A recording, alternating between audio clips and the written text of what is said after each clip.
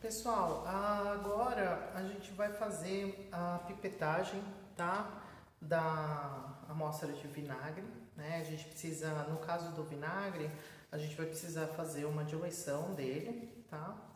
Então a gente vai ter que pipetar o vinagre puro e depois fazer a pipetagem da solução preparada para titular, tá? Então acho que é um bom momento para a gente falar sobre as pipetas, tá? Com um pouco mais de detalhe e a forma de pipetagem com o pipetador e com a pera, certo? Então eu vou mostrar aqui para vocês os tipos de pipetas que a gente tem, tá? Então, ó, primeira coisa que vocês precisam definir bem, tá claro isso para vocês, é o seguinte, são os tipos de pipetas, tá? Então a gente tem essa pipeta que normalmente tem uma barriguinha no centro, né? E apenas um tracinho, na maioria das vezes, é a nossa pipeta volumétrica, tá? Por que é interessante a pipeta volumétrica? Porque ela é uma pipeta de volume único, né? Ou seja, essa pipeta aqui, ó, ela é uma pipeta de 5 ml, o que significa que do tracinho, né, do menisco dela até a ponta, a gente tem 5 ml, tudo bem? E nós temos as pipetas graduadas, tá? Então, as pipetas graduadas, elas têm, ó, várias faixas, né, de volumes que a gente pode pegar. Então, a gente pode pegar volumes fracionados, né? A gente precisa pegar um único volume, certo? Obviamente, pipetar de forma fracionada não é tão fácil, existem algumas dificuldades, né, que podem levar a maiores erros, né? Já a pipeta volumétrica, ela tem um volume fixo, é um único volume, então assim, o procedimento ele é mais fácil, tá? Então eu sempre indico, né, quando você tem a possibilidade de escolher, vamos supor, eu preciso pipetar, por exemplo, 5 ml, aí você tem uma pipeta volumétrica de 5 ml e você tem uma graduada, poderia ser de 5 ou poderia ser uma de 10, por exemplo.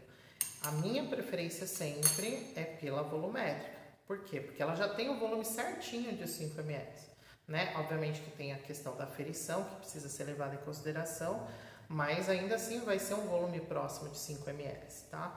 Então, gente, eu sempre, em termos de, de uma melhor precisão da sua técnica, trabalhar com as pipetas volumétricas, tá? As graduadas é quando não tem opção. Nossa, eu preciso pegar um volume de 5,55 e não posso alterar, não posso deixar em 5, tem que ser 5,55. Aí tudo bem, não tem alternativa. Mas vamos supor que a metodologia, né, peça para você pipetar 5,5, mas pela sua avaliação você chega à conclusão que você pode pegar 5 ml que não teria problema, porque isso vai ser ajustado no cálculo. Eu ajustaria para 5 ml, tá? Por quê? Porque daí isso me dá a chance de trabalhar com uma pipeta que vai provavelmente me levar a uma situação com a menor possibilidade de erro possível, tá? Por isso que eu sempre enfatizo, né, essa questão da diferença da pipeta graduada, né? Então, ó, pipeta graduada para pipeta volumétrica, tá?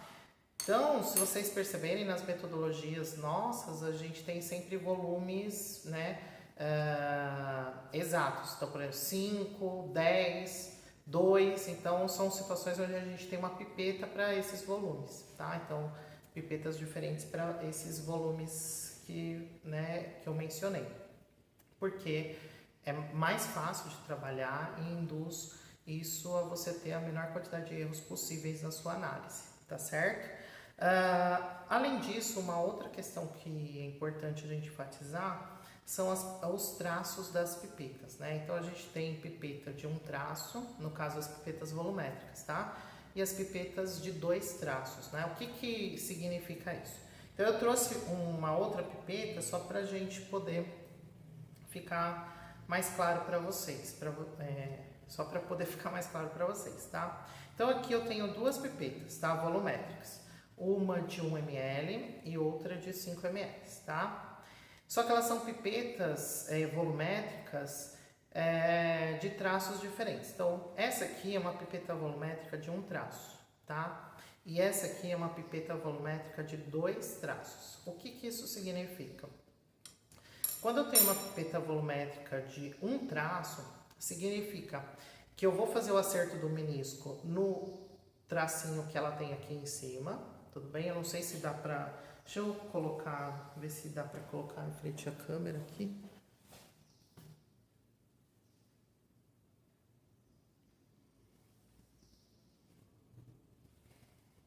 O foco tá terrível. Deixa eu colocar o fundo branco. Ó o fundo branco do... Não sei se dá pra ver aqui. Cadê a caneta? Vamos lá. Vou usar o fundo branco do... Cadê? Perdi o fundo branco.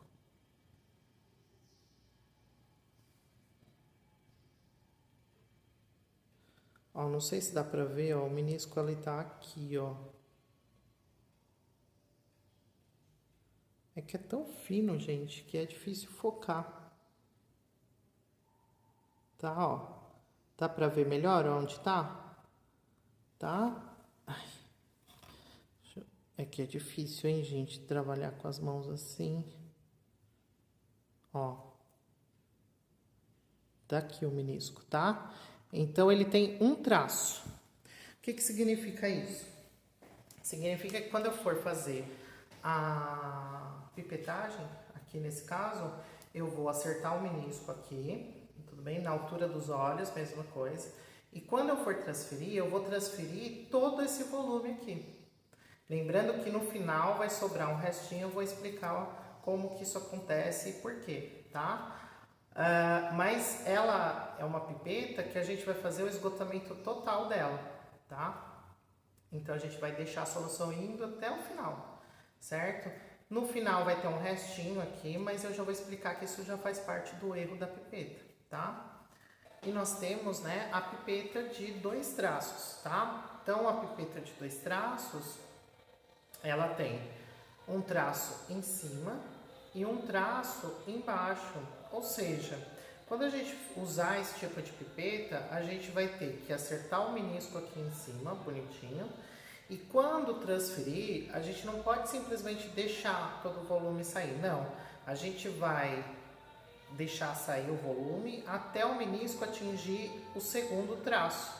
Isso indica que dentro desse intervalo aqui, ó, entre o primeiro e o segundo traço, é quando a gente tem o volume da pipeta, que é de 1 ml no caso, tá?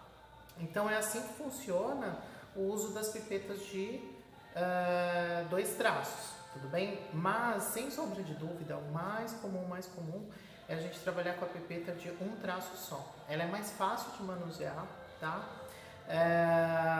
E a tendência de erro dela também é um pouquinho menor. Por quê? Porque a gente não precisa ficar preocupado, né, na hora que a gente vai escoando, em acertar um segundo menisco, né?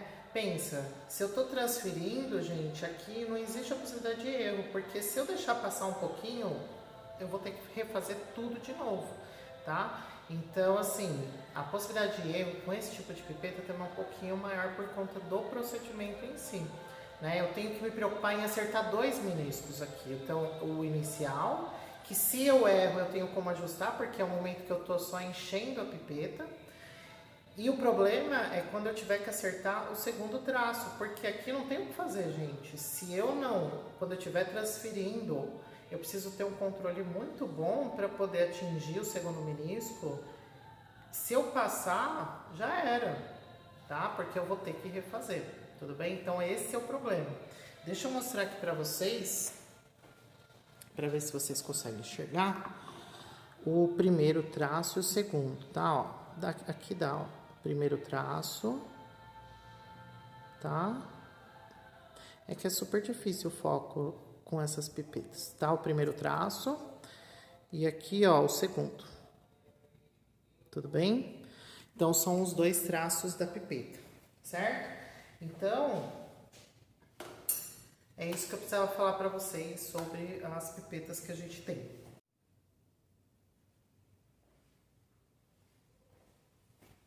Pessoal, agora a gente vai fazer, né, a pipetagem, tá?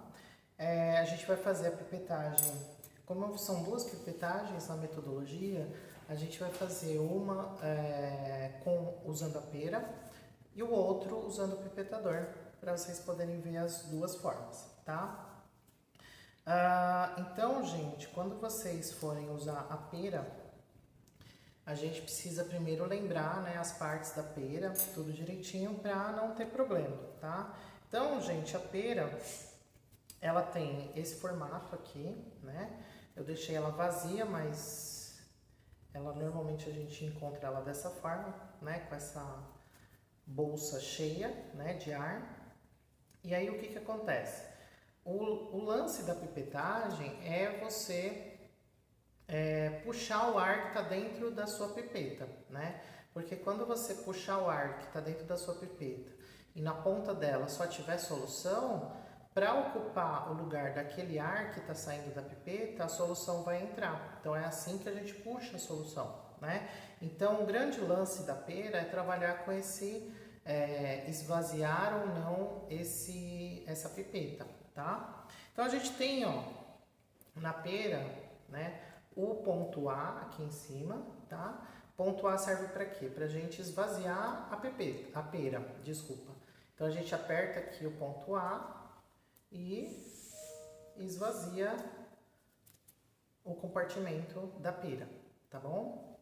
Aí, quando eu quiser puxar a solução, o que eu vou fazer? Eu vou usar o ponto S, tá? Que é esse que eu tô apertando aqui. Quando eu aperto o ponto S, ele abre, né, o compartimento aqui para eu puxar o ar que vai estar dentro da minha pipeta, certo? E aí, se eu precisar esvaziar ela mais, eu venho aqui, ó, aperto o A de novo e esvazio. E o último ponto é o ponto E, tá? Esse ponto a gente usa normalmente quando a gente já tá com a pipeta cheia, acertada, com volume até o menisco, e a gente só quer liberar o líquido, né? Para isso a gente precisa liberar o ar aqui em cima. Então a gente libera aqui, apertando aqui, e ele deixa a solução escorrer, né, para o frasco coletor. Então esse é o funcionamento da pera, certo? Então eu vou fazer uma pipetagem usando a pera, uma pipetagem usando o pipetador, tá? A primeira pipetagem eu preciso pegar 5 ml de uma solução de vinagre, transferir para um balão de 25 ml, tá? E depois eu preparo a solução acertando o menisco com água destilada no balão de 25 ml. Então, o que eu vou fazer? Eu vou pegar, então eu já tenho aqui, ó, um frasco com vinagre, tudo bem? Esse becker eu ambientei primeiro com vinagre, depois joguei fora, tá? O que eu usei, né, da ambientação. Eu vou só adicionar um pouquinho mais de vinagre para a gente ter um volume para poder ambientar a pipeta.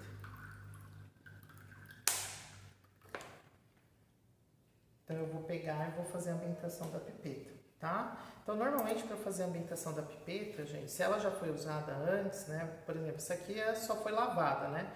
Então eu normalmente enxugo a ponta para não ter nada de líquido e poder mudar a concentração da minha amostra, tá?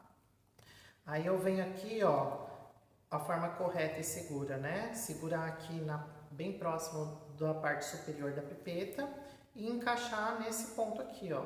Então a gente vem aqui, ó, e encaixa, tá? Ele encaixa tranquilamente sem precisar forçar muito, tá? Então não precisa ter medo, tá, de fazer o encaixe, que ele vai encaixar direitinho aqui.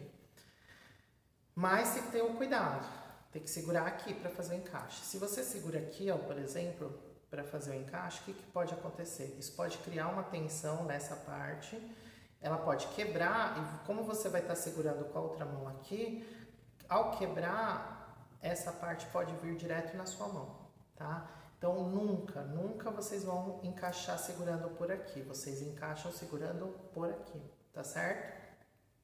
Feito isso, gente, então, ó, eu vou mostrar para vocês, então, a forma correta de, né, puxar a solução. Primeira coisa, a gente precisa esvaziar isso aqui, tá? Esse compartimento. Então, o que a gente vai fazer? A gente vem aqui, ó, com esses dois dedos, segura o ponto A e com os outros dedos a gente aperta, ó. Tá vendo o barulho? Ouvindo o barulho? Tá? Vendo o barulho é ótimo, né? Então, eu esvaziei, tá? Pra gente poder utilizar. Porque agora, o que eu vou fazer? eu vou liberar a entrada da parte de baixo, porque ele vai puxar o ar que está dentro da pipeta, e no que ele puxar o ar, essa pipeta vai estar numa solução que eu vou coletar, tá? Aí o que vai acontecer? Quando eu tirar o ar daqui, ele vai ser preenchido pelo líquido que está lá embaixo, tá? Então, ó, só para vocês, então, como por conta da altura, não vai dar para ver eu mexendo aqui, mas eu vou falando o que eu tô mexendo para vocês poderem... Se bem que agora eu vou fazer a ambientação. Então, já que eu vou fazer a ambientação, eu posso deixar... dá para deixar na altura para vocês verem. Então, o que eu vou fazer, gente? Eu vou, ó, trabalhar aqui com a pipeta nessa altura para vocês verem eu mexendo aqui, ó, tá? Mas a ideia agora é só ambientar a pipeta. Então, eu não vou precisar acertar o menisco nem nada, tá? Então, eu não preciso ter a preocupação de estar com o menisco na altura dos olhos. Então, eu vou fazer o seguinte, ó. Vocês conseguem ver aí? Eu vou pegar, então, esvaziei já, né? Agora eu vou puxar a solução. Para puxar a solução, eu aperto aqui o S. E aí eu puxo um pouco acima do menisco porque eu tô só ambientando, tá? Certo? Ambientei. Para expulsar a solução, eu pego o frasco de resíduo e aí eu aperto o E, tá? Nesse caso, eu não encosto, é que aí não dá pra ver agora, tá? Mas eu não encosto a ponta da pipeta no frasco de resíduo, tá? Porque senão eu vou contaminar a ponta. Aí eu vou fazer de novo, tá? Ó, vou esvaziar. Certo? Aí eu venho aqui, aperto S, a solução começa a subir. Subiu com um pouco de bolha, mas não tem problema aqui porque eu tô só ambientando, tá? E vou descartar isso aqui, tá?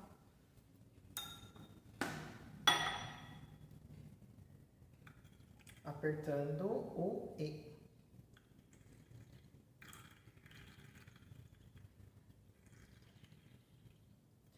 Nesse caso, gente, eu tô ambientando, enchendo toda a pipeta, né? Mas tem duas formas de você ambientar uma pipeta, né? Se você tem muita amostra e se você tem pouca amostra.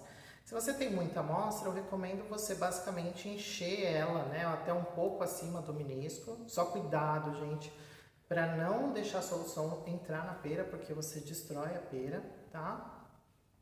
Então, o que eu recomendo para vocês? Se tiver muita solução, enche a pipeta até um pouco acima do menisco e descarta. Faça isso umas 2, 3 vezes, tá? Se você tiver pouca amostra, aí é um pouquinho complicado. Então, o que você pode fazer? Encher a pipeta até um pouquinho aqui da parte do, né, da barriguinha, na metade da pipeta, tá? E aí você vai girando a solução para que ela passe por toda a parede interna da sua pipeta, tá? É um pouquinho mais complicado, mas é a alternativa quando a gente não tem muita amostra, tudo bem? Nesse caso, como eu tenho muita amostra, então eu vou fazer a ambientação dessa forma. No próximo caso, eu não tenho muita amostra, então eu vou fazer a ambientação só girando a solução aqui dentro, tudo bem? Agora, feita a ambientação, a gente vai coletar a solução para transferir, tá? Então, como que vocês vão fazer? Então, eu tô com o balão aqui, o volumétrico de 25 pronto. Então, a gente vem aqui, ó. Aqui já ainda tá esvaziada, né, o compartimento de ar. Eu vou, mesma coisa, coloco aqui, só que agora na altura dos olhos. E aí eu aperto o botão S.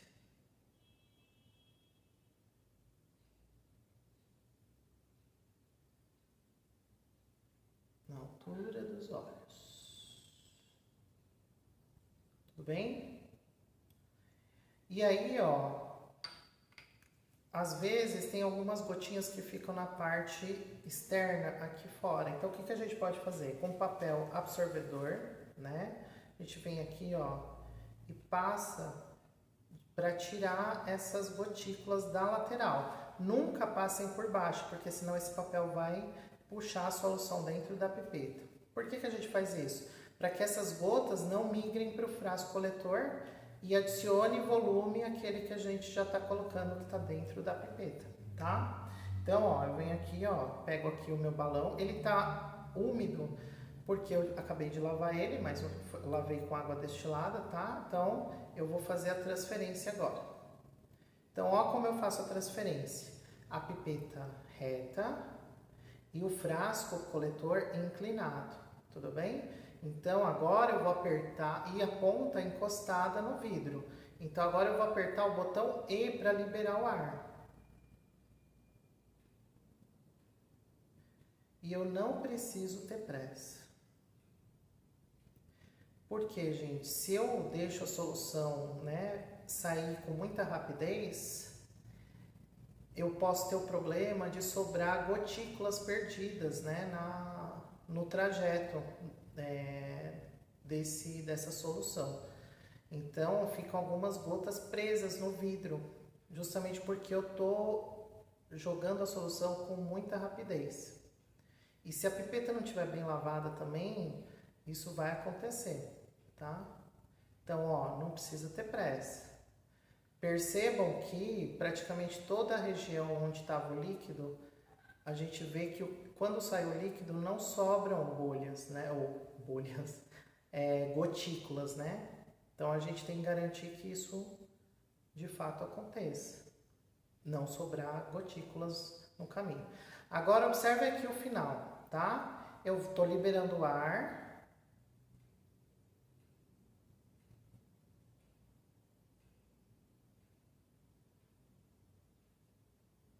Chega uma hora que para, por mais que eu solte o ar, tá?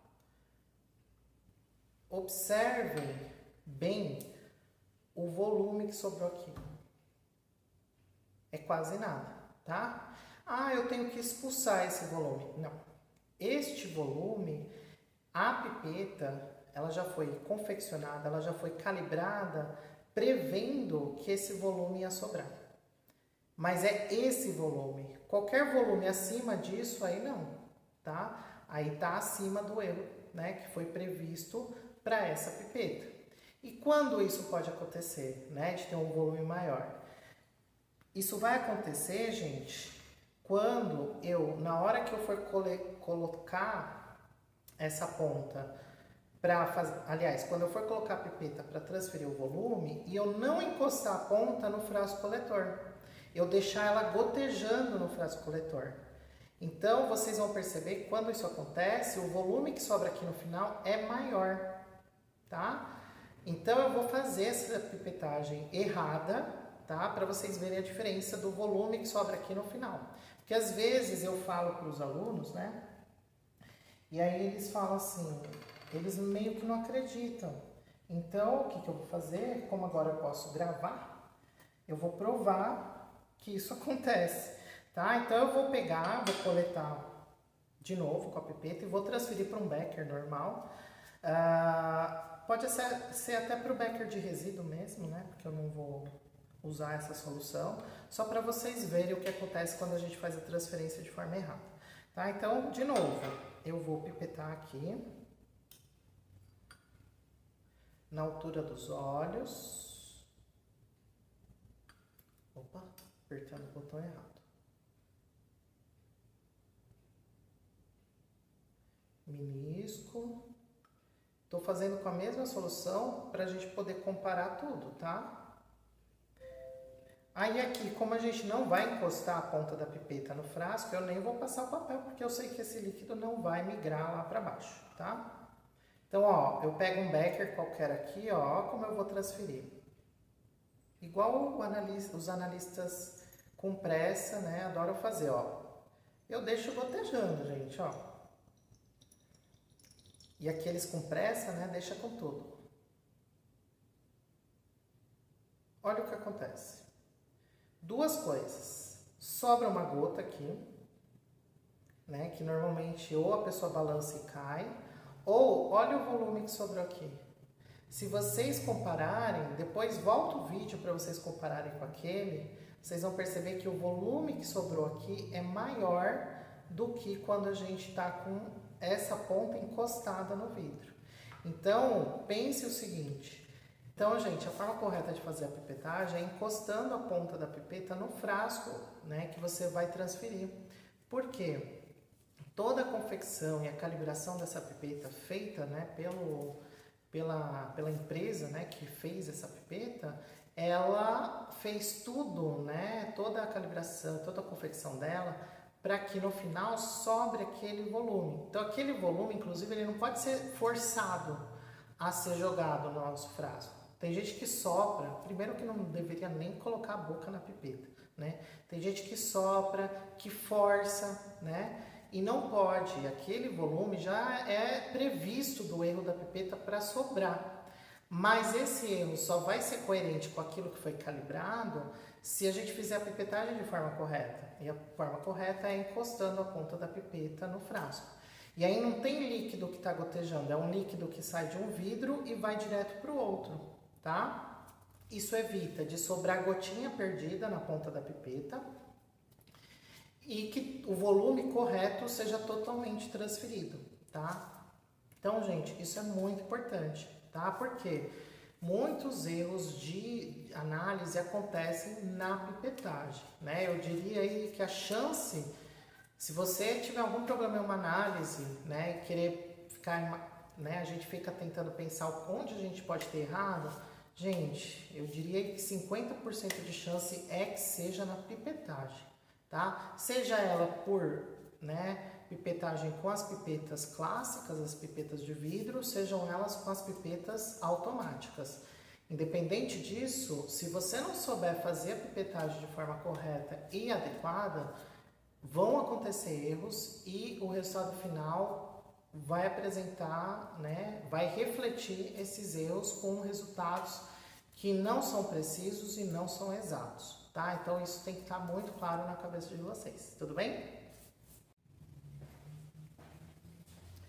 Pessoal, agora eu já então fiz a transferência dos 5 ml para o balão volumétrico, eu já acertei o menisco, tá? Com água destilada, finalizei e agitei, tá? Eu não gravei essa parte porque eu já tinha gravado a preparação de solução do hidróxido de sódio, onde o acerto de menisco, tudo é a mesma história, tá? Isso não muda, tá? Então, por isso que eu não deixei gravado, mas é o mesmo procedimento, tá? Então, agora o que a gente vai fazer? A gente vai pegar essa solução de vinagre, vai transferir para um becker, tá? Para fazer a pipetagem de 5 ml dessa solução e transferir para o Erlenmeyer para titular, tudo bem? Só que essa pipetagem que a gente vai fazer, a gente vai usar o pipetador, tá? Então a ideia é mostrar as duas formas que a gente tem de fazer a pipetagem, tá? Então, o pipetador, a gente tem aqui, ó, o pipetador, né, tradicional. Esse pipetador, ele é de 10 ml, tá? Então, normalmente são cores diferentes para cada volume. Então, a gente tem volume de 2 ml, que eu não lembro agora a cor dele. Eu acho que, se eu não me engano, é azul, tá? O de 10 ml, tá? Que é verde. E a gente tem o de 25 ml, que é vermelho. Tudo bem? Pode ser, né? Eventualmente, que dependendo do fabricante, ele tenha cores diferentes. Mas normalmente são essas cores para esses volumes, tá? E o pipetador, basicamente, o que ele tem? Ele tem uma válvula aqui, ó, lateral, tá? Onde a gente usa para ele puxar o ar da pipeta, tudo bem? E também, né, se a gente descer, a gente consegue empurrar a solução. Só que aqui eu tô empurrando a solução, né? Eu tô forçando. O que no final da pipetagem não é interessante. Então aí a gente tem esse botão aqui atrás, né? Que quando a gente aperta, ele libera o ar para o líquido poder ser solto no frasco coletor, tá?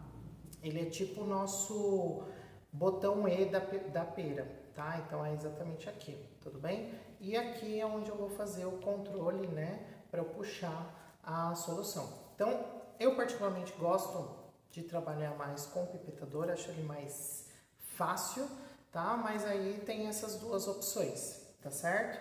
Então, gente, ó, a primeira coisa que eu vou fazer é transferir um pouquinho da solução, tá, de vinagre para ambientar o becker, tá, que eu vou utilizar. Como eu não tenho muita solução, eu vou ter que ambientar dessa forma aqui, tá? Então, eu vou fazer isso com duas soluções, duas vezes, né? Então, eu venho aqui no descarte e vou adicionar mais um pouco.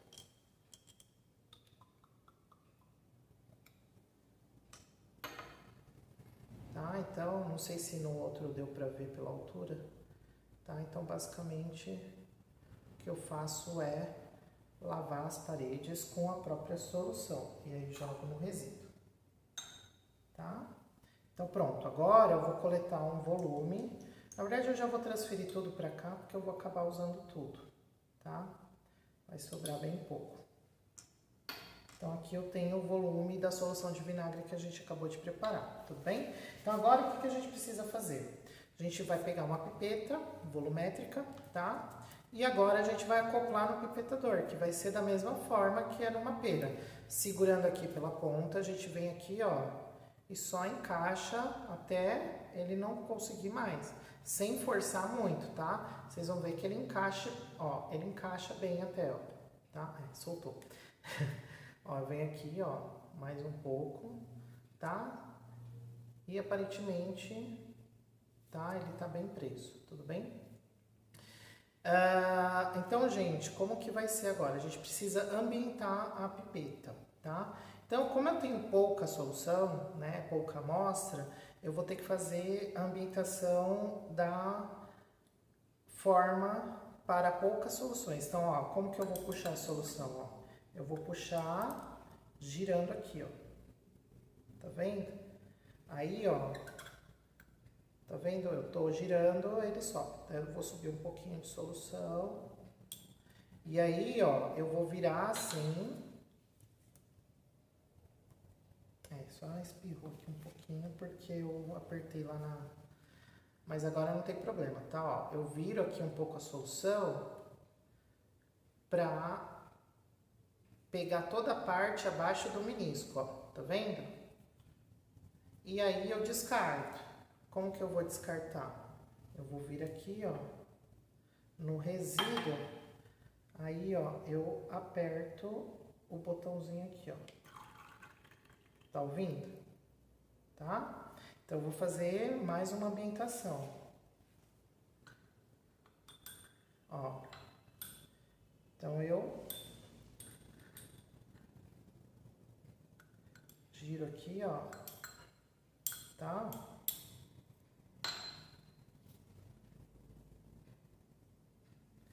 E aí, ó, vem aqui. E aí tem que dar uma balançada e cuidado, tá, gente? Porque essa solução não pode vir pra cá e entrar em contato com o pipetador. Tá? Aí a gente gira e pronto, tá ambientado. E aí vem pra resíduo. E aí é só soltar aqui, ó.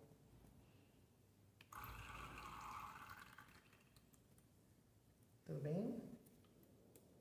Aqui deixa eu só...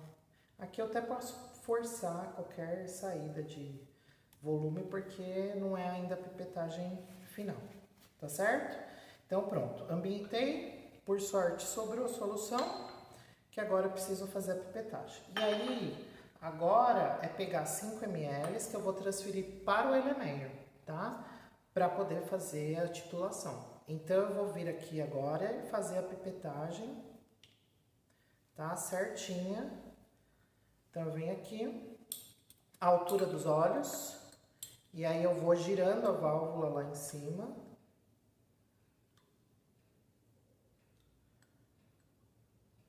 E com o menisco na altura dos olhos,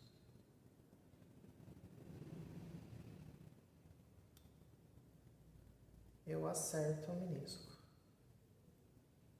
tá? Então, ó, acertei o menisco. Eu venho aqui, ó, frasco coletor, encosto, tá? Aí agora o que eu vou fazer? Eu vou liberar aqui, ó, apertando esse botão, não sei se dá pra ver, tá? Vou apertar aqui pra liberar. Então vamos lá. Ó. Só que tem que ser um pouquinho devagar. Foi muito rápido.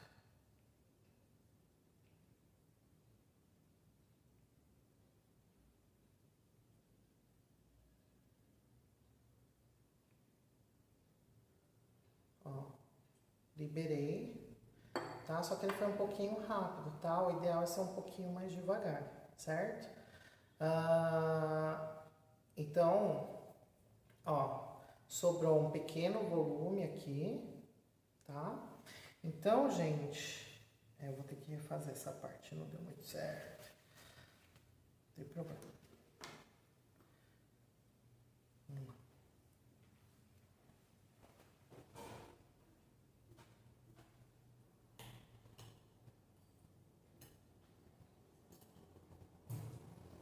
Muito rápido.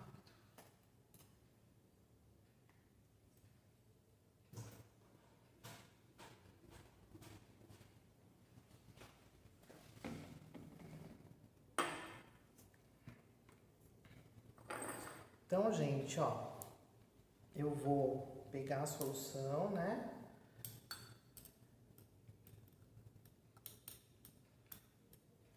E vou aqui na altura dos olhos puxar a solução.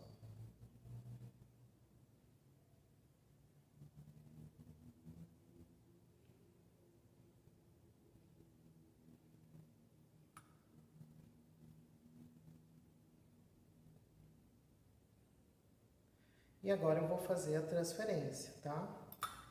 Deixa eu só... Eu acho que tá meio... Ele tá saindo aqui.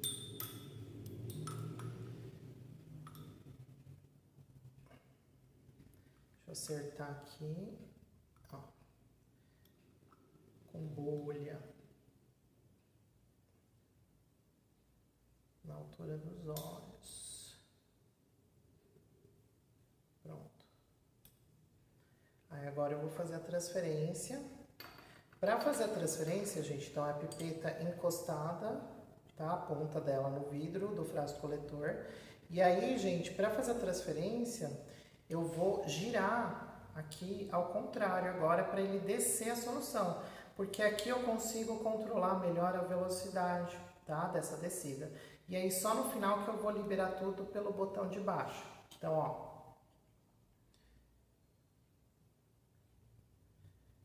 Tá, eu vou devagar.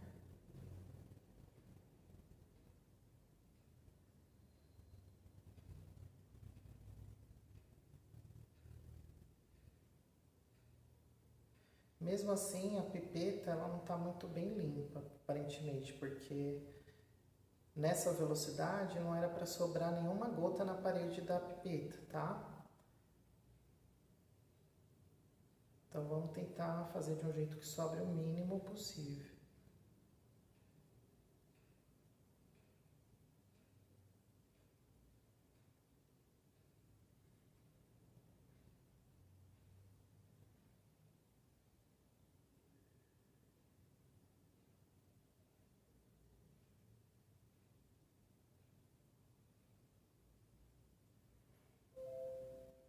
Tudo bem?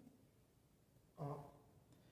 Agora, gente, um pouco acima do final, eu vou fazer o quê, ó? Só para vocês verem aqui, ó. Eu vou apertar esse aqui que é para liberar o ar. E aí ele vai escoar sem eu estar forçando a pipetagem, tá? Então ele vai só liberar o ar e a solução vai descer até o limite que ela deve ficar, tá? Que é aquele restinho que sobra no final. Então, ó, eu vou vir aqui e aí libero. Tá certo? Ó, e o volume que sobra aqui é aquele previsto para o erro da pipeta, então tá tudo certo, tá? Então, gente, aí aqui é só desacoplar e tá feita a pipetagem, tudo bem? Agora a gente vai para a última etapa, que é a titulação da amostra de vinagre com o hidróxido de sódio, tudo bem? Então, vamos lá.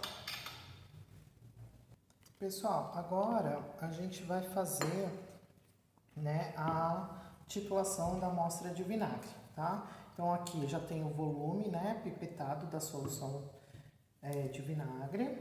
A gente vai usar o indicador azul de bromotimol, tá? Então, a gente adiciona aqui de 2 a 3 gotas. O azul de bromotimol, ele é amarelo quando ele está em meio ácido e quando ele vai para o meio alcalino ele é azul, tudo bem? Então o ponto de viragem dele é o azul.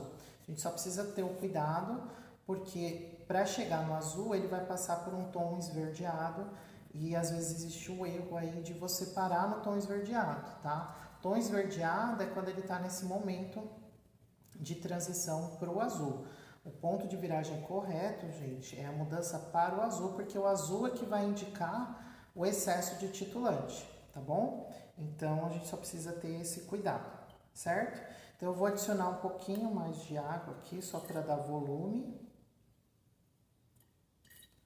para não ter problema, né? Para enxergar o ponto de viragem, tá? Então, mesma coisa, tá? Não tem muito segredo aqui.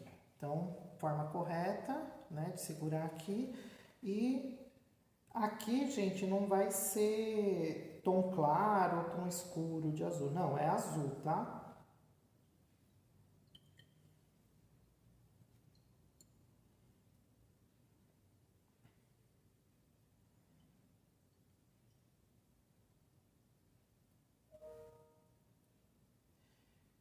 Então, a gente vai adicionando.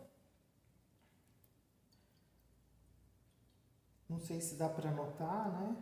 Quando ele cai aqui no centro, ele já aparece o tom azul, né? Que tem que ficar.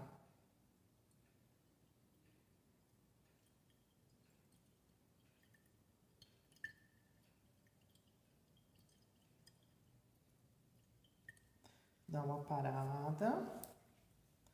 Lava, né? A parede do Erlenmeyer.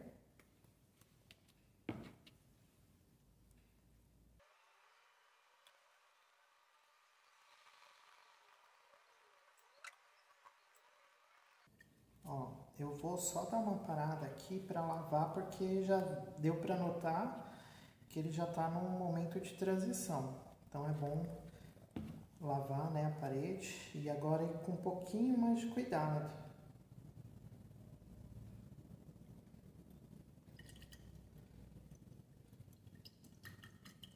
Ó, tá? Ele tá esverdeado. Ó, ele tá um esmeralda, né? Então, pode ser que seja já para uma meia gota, tá? Então, o que que eu vou fazer? Eu vou abrir aqui. Ah, já tem uma meia gota aqui. Vou jogar ela. Vamos ver. Será que já foi? Não, ainda não. Então, precisa... talvez mais uma gota.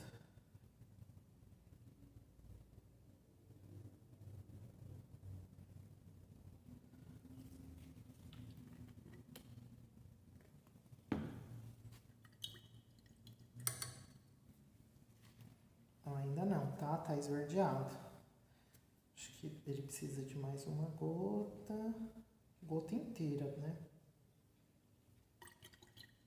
Pronto. É o azul que a gente espera. Tudo bem? Então, esse aqui, ó, é o azul, tá? Que a gente espera para o ponto de viragem do azul de bromotimol, certo? Então, agora a gente precisa ver qual foi o volume, tá? Então, a gente vai ver pelo menisco, tá? Então, vamos lá. Ó, vamos lá. Vamos analisar, acho que não tá na altura dos olhos, né? Acho que no meio da câmera é o ideal. Pronto. Ó, então vamos lá, gente. Então percebam, ele ficou entre 7 e essa metade aqui, ó, tá vendo que tem um... acho que por aqui fica mais fácil. Tá vendo que tem essa metade aqui, essa linha que é um pouco maior das intermediárias? Ela indica a metade entre 7 e 7,5, ou seja, ela é 7,25, tudo bem? Como, né, a gente viu que nessa bureta, cada fração dessa que ele está separado é de 0,05, então, ó, 7, daí o próximo traço é 7,05, 7,1, 7,15, 7,20 e esse maior aqui é 7,25. Então, gente, ele tá, com certeza, ele tá entre 7, tá um pouco acima, né, de 7,20, tá? Então, a gente pode afirmar, ó, vou colocar aqui, que os algarismos exatos, tá, são de 7,2, tá? É isso que eu tô, de fato, enxergando, tá? Que pela graduação eu consigo ver. Então, esses são os algarismos exatos. Agora, eu preciso ver quem é o duvidoso, né? Então, se a gente observar, gente, ele tá um pouquinho, mas muito pouco, né? Ó, se a gente reparar, acima do 7,20. Eu diria, né, pela escala, que ele tá em 7,22, talvez, tá? Não, 7,22 é muito, né? Porque o próximo já é 7,25, né? Então, eu diria que ele é 7,21, gente. Tá vendo que a barriguinha tá um pouquinho abaixo do 7,20? Eu digo abaixo porque, lembrando, ele vai de 0 lá em cima para 10 lá embaixo, tá? Então, ó, a gente pode dizer que ele exatamente é 7,2, porque a gente vê isso pela escala, tá claro pela escala, tá? Que ele tá um pouco acima do 7,2. E agora entra a nossa avaliação com o terceiro algarismo aqui, que vai ser o duvidoso. Então, pelo duvidoso, ele é 1. Então, vai ser 7,21.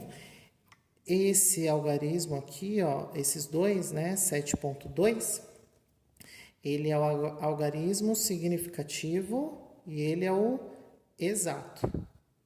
Tudo bem? Esse 1 é o algarismo significativo duvidoso, tá? Lembrando, ambos, os três são significativos, né? Os três são importantes. Por quê? Embora só os dois primeiros sejam exatos, eles são exatos porque eu tenho a escala que consegue definir esses valores, né? Já esse terceiro, a avaliação não vai ser dada, não tem um ponto que é 7,21 que eu possa definir onde é o 7,21. Não. Esse último algarismo, quem está definindo é o analista, observando se ele está mais próximo do 7,2 ou se ele está mais próximo do 7,25, tá? Então, a gente nota aqui que ele está mais próximo do 7,2, então por isso a gente definiu o 1 aqui como algarismo significativo duvidoso, tá? Mas são importantes, porque os duvidosos, eles indicam a tendência, né? E a gente observa que ele, primeiro, ele não é 7,20, porque o menisco aqui, ou a barriguinha, ela não tá em cima do 7,2. Dá para ver que ele tá um pouquinho, bem ligeiramente à frente, o que pode indicar um valor próximo a 1, portanto, 7,21. Esse é o volume, né, do ponto de viragem para a solução de vinagre, tá certo? Então, era isso, gente. Obrigado. Pessoal, então, na terceira etapa, a gente vai agora discutir o cálculo, né, envolvendo a amostra, tudo bem? E aí, gente, vai começar basicamente parecido com a padronização. E vai ser assim para qualquer volumetria. Como que eu começo a discutir o cálculo de uma volumetria? Sempre pela reação, sempre. Então, aqui eu montei a reação, tá? Então, hidróxido de sódio com ácido acético, dando acetato de sódio com água, certo? Então, balanceando, a gente vai notar que essa reação também é 1 para 1, que facilita a nossa vida, certo? E tal qual aconteceu lá na padronização, a gente vai fazer a mesma coisa aqui, ó. Se é uma volumetria, eu posso dizer que no ponto de viragem, o número de mols do hidróxido de sódio é igual ao número de mols do ácido acético, tá? Agora, vamos analisar o hidróxido de sódio. Como que a gente trabalhou com o hidróxido de sódio? Ah, foi solução. Para soluções, a gente vai usar a fórmula de MV, tudo bem? Substituindo, a gente vai ter molaridade de hidróxido vezes volume de hidróxido, tá? Igualzinho a gente fez na padronização, tá? Mesma coisa. Mas agora a gente tem uma outra espécie aqui. Não é mais padrão primário, é a amostra. E aí, gente, na amostra, a gente tem que ter um pensamento um pouquinho diferente, né? Quando a gente falou da padronização, eu falei para vocês, né? Como que estava o material na hora de trabalhar? Aí, analisando, a gente lembrou, ele é sólido, porque é um padrão primário. Então, eu vou mexer com massa. Só que aqui, se você pensar, o ácido acético no vinagre, ele está em solução, porque o vinagre é uma solução, né? Aí você fala assim, então tem que ser a mesma fórmula que eu usei aqui, né? Que é molaridade vezes volume. Mas aí entra uma questão importante, gente. A gente não pode analisar a amostra nessa perspectiva. Porque a amostra, o mais correto é vocês pensarem o seguinte: qual vai ser a unidade de medida que eu quero ter no final para o ácido acético? É a partir dessa informação que você vai decidir por quem que você vai trocar o número de mols. Por que que eu digo isso, gente? Se eu falasse assim para você, né? Vamos pensar, seu chefe pede para você fazer essa análise. Ele fala, eu quero que você me dê a concentração de ácido acético no vinagre em mol por litro. Se é em mol por litro, gente, aí não tem erro. Para você chegar em mol por litro, você vai ter que usar molaridade. Então, eu colocaria MV sem medo de ser feliz aqui, tá? Mas por quê? Porque lá no final a unidade vai estar em mol por litro, então eu já começo tudo com mol por litro, para não ter que fazer conversão de unidade. Mas aqui nessa prática foi solicitado a porcentagem de ácido acético no vinagre. Então, porcentagem massa-massa, ou seja, você vai ter que trabalhar com uma unidade que mexe com massa. Sendo assim, qual que é o mais adequado? É a gente trabalhar com essa fórmula aqui, de massa sobre massa molecular. Porque no final eu vou precisar de massa de ácido acético, tá? Então, por isso, para facilitar, a gente vai fazer massa sobre massa molecular. E aí, ó, só substituir e temos a nossa equação pronta, certo? Aqui eu fiz o isolamento da massa de ácido acético para ficar mais fácil. Então, como que a gente faz isso, né? Ó, pega a massa molecular que está aqui no denominador e passa multiplicando para o outro lado, tá? Isso, gente, é matemática básica, tá? Então, por favor, quem não lembra dessas coisas, dê uma estudada, porque matemática básica em química não tem como escapar, tá certo? E aí eu chego nessa fórmula final. Sendo assim, vamos agora fazer o cálculo, gente, porque a titulação eu acabei de mostrar para vocês e ela deu um volume do ponto de viragem de 7,21 de hidróxido de sódio, que foi usado para consumir o ácido acético que estava no Erlenmeyer, tá? Então vamos lá, aplicando a fórmula, massa molecular do ácido acético é 60,062, a molaridade do hidróxido, olha aqui, padronizado, então eu vou pegar o quê? Eu vou pegar o valor da padronização e vou usar para o cálculo daqui. É para isso que a padronização é feita, para que eu consiga chegar nesse valor da molaridade do hidróxido. E o volume que eu usei de hidróxido para essa reação, em litros, tudo bem? Fazendo a continha, a gente vai chegar nessa massa, tudo bem? 0,03901. E, gente, eu não vou acertar ainda os algarismos significativos, porque, lembre-se, os algarismos, quando a gente tem cálculos mais complexos, a gente só arredonda no final de tudo. Então, vamos aguardar chegar no final de tudo e aí a gente arredonda, tá bom? Então, gente, essa é a massa de ácido acético titulado pelo NaOH. Ou seja, é o ácido acético que estava no meu Erlenmeyer. E agora a gente precisa analisar essa massa de ácido acético que estava no Erlenmeyer, para a gente poder ver da onde veio essa massa de ácido acético. Será que ela veio do vinagre puro? Ou será que ele veio de uma diluição do vinagre? Então a gente precisa lembrar de algumas coisas, tá?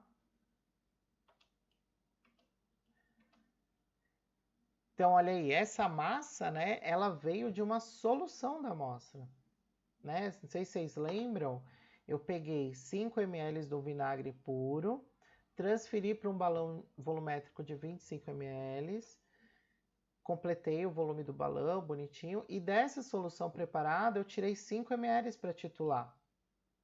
Então a gente precisa ter isso em mente para poder fazer o cálculo, tá? Então, ó, nós precisamos considerar a diluição da amostra aqui. Porque o meu resultado que eu tive no slide anterior, ele é para o ácido acético de uma solução diluída da amostra. Então, não é a mesma coisa que a amostra pura. Então, a gente vai ter que fazer um acerto de contas, tá? Então, só relembrando, ó, eu peguei o vinagre e aí eu recolhi 5 ml, né? Utilizei uma pipeta de 5 ml. Transferi para o balão, então fiz a transferência para o balão desse vinagre, desses 5 ml. Foi um balão de 25 ml, né? Aí eu completei o volume com água e aí finalizei essa solução.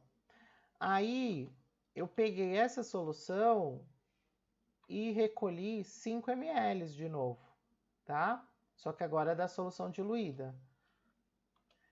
E joguei no Erlenmeyer. Tudo bem?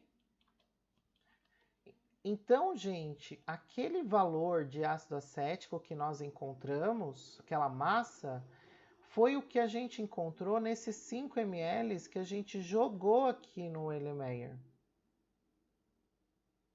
Foi isso que a gente encontrou no cálculo anterior. Só que essa quantidade de ácido acético, ela vem de um processo de diluição. Então eu preciso fazer algumas continhas para eu saber o quanto eu teria de ácido acético no vinagre puro e não simplesmente na sua diluição. Então é isso que eu vou discutir com vocês agora, tá bom? Então, gente, nós podemos afirmar, né, com essas informações, que aquela massa ela veio de 5 ml que foi pipetado da solução de vinagre, ou seja, a diluição que nós fizemos do vinagre puro, certo? Então a gente pode montar essa relação, ó, 0,03901 que eu tenho em 5 ml de vinagre diluído, certo? Se esses 5 ml pipetados da solução de vinagre contém, né, essa massa de ácido acético, que é o 0,03901, qual seria a massa que nós teríamos no volume total da solução de vinagre, ou seja, 25 ml? Vocês percebem? Eu sei o quanto eu tenho em 5 ml dessa solução. Eu sei o quanto eu tenho de ácido acético nesses 5 ml.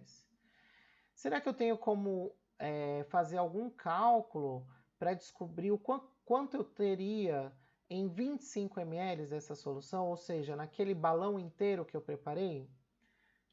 Então a gente pode montar essa relação, ó. 0,03901 eu tenho em 5 ml, tá? A massa de ácido acético total é o que eu quero encontrar nos 25 ml do balão, que é exatamente, gente, nesse balão aqui, ó, que eu preparei. Certo? quando eu tirei 5 ml daqui e joguei no Erlenmeyer, eu determinei o quanto eu tenho de ácido acético nesses 5 ml. Tudo bem? Mas esses 5 ml, ele veio de um balão de 25. Então, se eu sei o quanto eu tenho em 5, eu consigo montar uma relação para descobrir o quanto eu tenho em 25. O que eu estou falando, gente, aqui tem um nome. É a regra de 3. Né? Então, aqui o que a gente montou foi uma regra de 3. Agora, a gente pode isolar essa massa de ácido acético total, que é o que a gente quer descobrir. Tudo bem? Então, isolando ela, ó, não sei se vocês lembram, né, como faz regra de 3, gente, mas normalmente é o seguinte. A gente faz uma... Eu aprendi dessa forma, pelo menos, né? A gente faz uma cruz, né? Um X, na verdade, não é cruz. Um X, né? Então, quem tiver ligado à incógnita, que é o que eu quero descobrir, fica no denominador. E quem está na outra sequência do X fica multiplicado no numerador, tá? Então, normalmente é assim que eu aprendi a fazer a regra de 3, tá? Bom, então, substituindo os valores, a gente chega, então, nessa massa aqui, ó. Então, no balão, então essa massa é o que eu tenho nesse balão aqui, ó. Então, essa é a massa de ácido acético que eu tenho nesse balão. Tudo bem? Eu deixei o desenho aqui, gente, no cantinho, para ajudar a gente a lembrar de tudo, tá? Então, gente, agora nós descobrimos que a solução diluída de vinagre contém ao todo 0,19505 gramas de ácido acético, certo? E aí a gente está chegando próximo, né, daquilo que a gente vai poder usar para calcular no vinagre puro, tá? Gente, mas aí fica a pergunta. Essa massa que eu encontrei de ácido acético nesse balão, da onde ele veio? Né? Porque é uma solução que eu preparei. E aí eu encontrei uma quantidade de ácido acético. Tá, da onde veio esse ácido acético? Vamos relembrar, ó. Esse é o balão em questão, ó. Ah, eu tô fazendo com a caneta, sendo que eu já tinha preparado o negócio. Ó, esse é o balão em questão, certo? Da onde veio o ácido acético que estava aqui, né? O ácido acético que está aqui, gente, ele vem exatamente do vinagre que eu pipetei, né? Porque, ó, lembra? Eu pego 5 ml do vinagre, transfiro para o balão e depois eu só completo com água para chegar até o menisco, tá? Esse aqui é o mesmo balão, tá, gente? Eu só estou mostrando separado porque aqui é a etapa que a solução finalizou, né? Que eu acertei o menisco. Então, gente, eu posso dizer que essa massa de ácido acético que está nesse balão veio dos 5 ml que eu coletei de vinagre, que foi exatamente isso, tá? Então, eu peguei 5 ml de vinagre e joguei nesse balão. E aí depois completei com água. Então, todo o ácido acético que está nesse balão veio dos 5 ml que eu pipetei do vinagre. Tudo bem? Então, eu posso fazer uma outra afirmação, né? Aqui, né? Aqui foi o que eu acabei de falar, né? Então, essa massa, né, de 0,19505 de ácido acético da solução veio de 5 ml pipetado do vinagre puro. Portanto, podemos afirmar que essa massa de ácido acético ela está presente em 5 ml de vinagre. Eu posso fazer essa afirmação, porque eu sei que essa massa de ácido acético que eu encontrei nesse balão veio desses 5 ml de vinagre. Então, eu posso fazer essa afirmação aqui, ó. E aí, gente, agora eu tô quase no final. A gente só precisa acertar uns detalhes. A metodologia, ela pede a porcentagem de ácido acético em massa de analito em massa de solvente, tá? Então, deixa eu repetir. Então ele fala, né, que é massa-massa, ou seja, a massa do analito em massa de solvente. Eu tenho a massa do analito? Tenho, tá aqui, ó. Eu tenho a massa do analito, tá? Eu tenho a massa do meu solvente, da minha solução, né, final do meu solvente? Não, não tenho, porque, ó, você poderia falar, olha, eu tenho aqui, ó. Aí eu falo para você, não, aqui é volume, não é massa. Então aqui, ó, tá errado. Eu não tenho essa massa, é o que eu preciso descobrir. Então a gente vai precisar converter os 5 ml de vinagre em massa de vinagre. E aí, gente, toda vez que eu quero converter massa em volume, vice-versa, a gente tem a fórmula da densidade, né? Então a densidade é igual massa sobre volume. Como aqui eu estou isolando a massa de vinagre, porque é o que eu quero descobrir, então eu vou ter densidade de vinagre vezes volume de vinagre. A densidade é dado na literatura, tá? Do vinagre. Bom, como é uma solução aquosa, é muito próximo, né, da densidade da água, vezes 5 ml, que é o volume que eu tenho total da minha amostra, certo?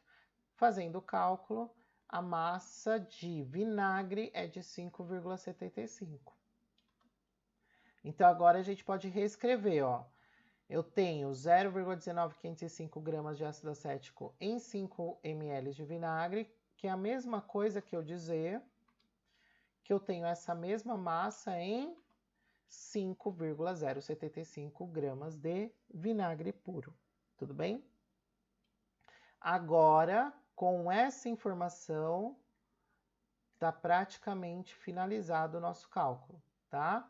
Que agora a gente vai para a última etapa. Então, ó, para fazer esse cálculo, a gente sabe que 5,075 gramas de vinagre nada mais é do que o nosso 100%, gente, porque ele é o total da nossa amostra. Então, eu posso estabelecer essa relação, ó. A massa total do vinagre corresponde a 100%. Para eu descobrir a porcentagem de ácido acético, basta eu relacionar com a massa que eu tenho de ácido acético, né? Então, aqui, o que eu vou fazer de novo? Regra de 3, né? Então, ó, faço o xizinho aqui, a incógnita é essa, então esse 5,75 vai no denominador e o 100 vezes 0,19505 vai no numerador. Então, aqui eu já, né, isolei, né, deixei na fórmula